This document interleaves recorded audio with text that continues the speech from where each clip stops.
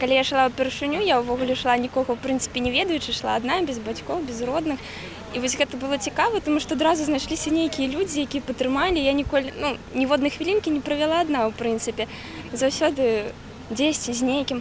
Заўсёды запамінаюцца людзі, якіх начуеш. Увогуле мне гэта пілігрымцы вельмі падабаецца. Тое, што ты прыходзіш і не ведаеш, дзе ты правядзеш гэтую ноч.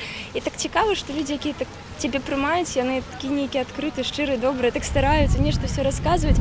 І гэта вельмі прыемна, таму што натуральна я бачыла шмат людзей, і такое рэдка сустракаецца. Вось такая адкрытасць і нейкая дабрыня.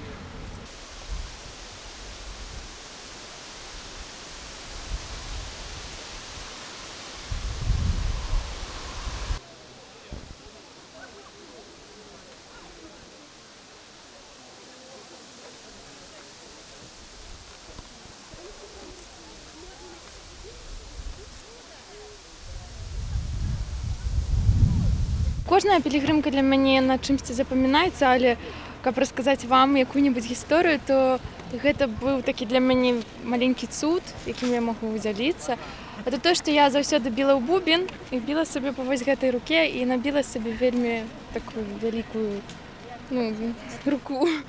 І проста я вельмі моцна прасіла Маці Божу, каб яна што-небудзь зрабіла з гэтым, таму што я адчувала адказнасць за тое, каб быць музыкантам у нашай пілігрымцы. І на наступны дзень, калі я прачнулася, гэтай опухолі зусім не было. То есть моя рука стала вельмі добрай. То есть ніякіх дрэнных адчуванняў я ўжо не мела. Вось.